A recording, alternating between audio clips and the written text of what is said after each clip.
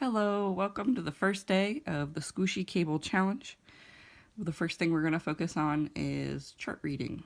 So I'm going to go over a little bit about this chart in particular. This will be the chart that we'll be working on for the cabled headband. And the first things you want to notice are, because we are working in the round, you will see that we only have numbers on the right side of the chart, and the bottom and the top are numbered with the columns. We only have numbers on the right side because we're working in the round, and we will be restarting every time we get to the end of the round. So we work from right to left and bottom to top. So our first stitch will be this one in the corner in between the ones. The next thing you'll notice about a chart is the key. This key has several stitches, and it also marks out the repeat. I didn't have a color printer, so that's why I have it drawn. But this on your PDF will be in red, and this indicates the repeat. Now, in this pattern, we will be repeating these 4 columns 28 times to make our 112 cast on. This will be clearer in the written instructions as well. So when we start, we're going to start with row 1, and that we'll work the 4 stitches and then come back and work the 4 stitches 28 times.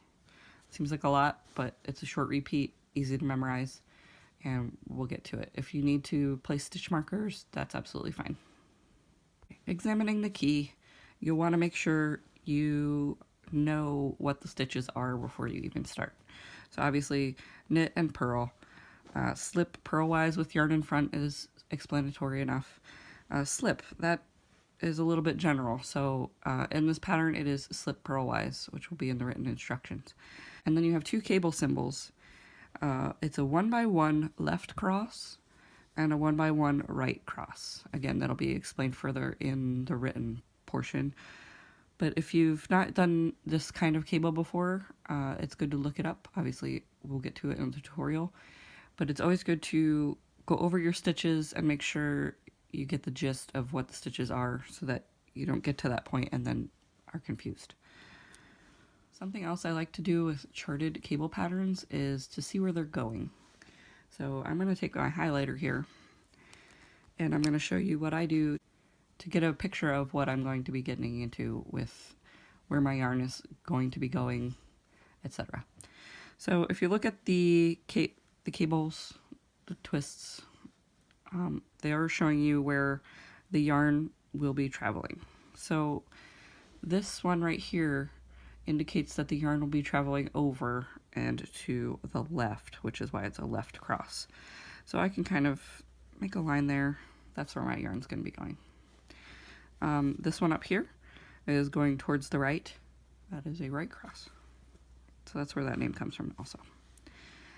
So if you want to think about it, the yarn that's in the front of the cable, that's the direction that it's going to be talking about. So this one moves to the left, this one moves to the right.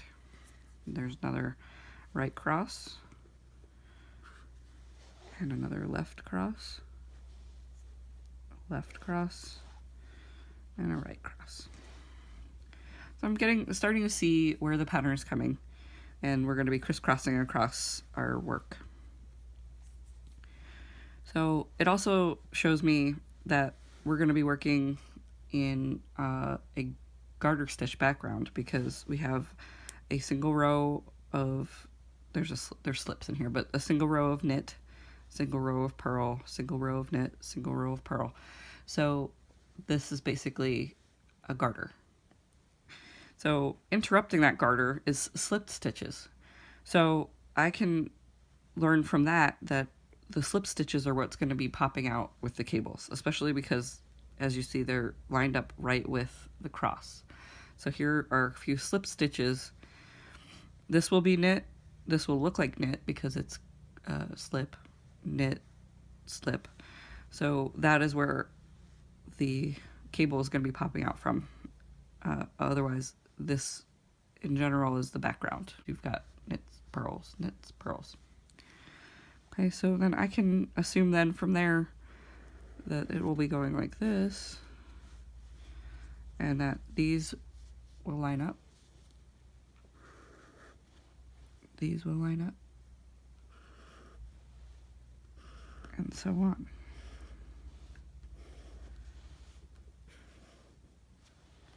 So as you can see, we're kind of getting a zigzag situation. So from the beginning down here to the top, we're going to be going zigzagging to the left, back to the middle, to the right, back to the left, and back to the middle. What else can we learn from this chart? You can also look closer and find yourself some repeats within the repeat to help you break it up and make it clearer. So if you look down at the start, we've got a slip one with yarn in front, slip one with yarn in front, and 2 purl rows. That is a repeat. So I'm just going to block this out.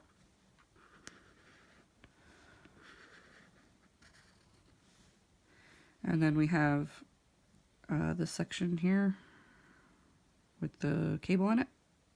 So that's a repeat right here.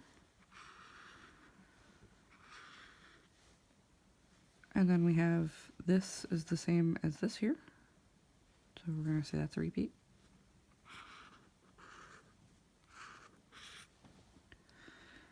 Another section of cable that goes in the opposite direction.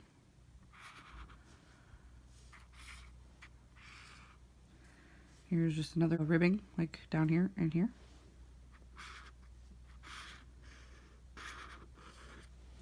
And then if you look, we're gonna go to the left again up here. And this cable section is exactly like this cable section. So we actually do another repeat of this one up here. And this again is the rib. So we've got maybe 4 rows of just the ribbing. 4 rows of just the ribbing at the beginning and the end. This we're going to work in the smaller needle, the edge ribbing. And then in between the cables, we have a tiny bit of ribbing also.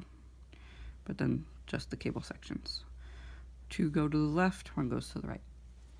Another tip when working charts is to have a chart minder. I sometimes have my chart minder that it's a fancy dancy one with a magnet mover on it, so I can block off the rows as I do them. I also have often used a post-it note. So if you have a post-it note hanging around, go ahead and stick one of those on. You can move it up as you move along so we don't lose our spot.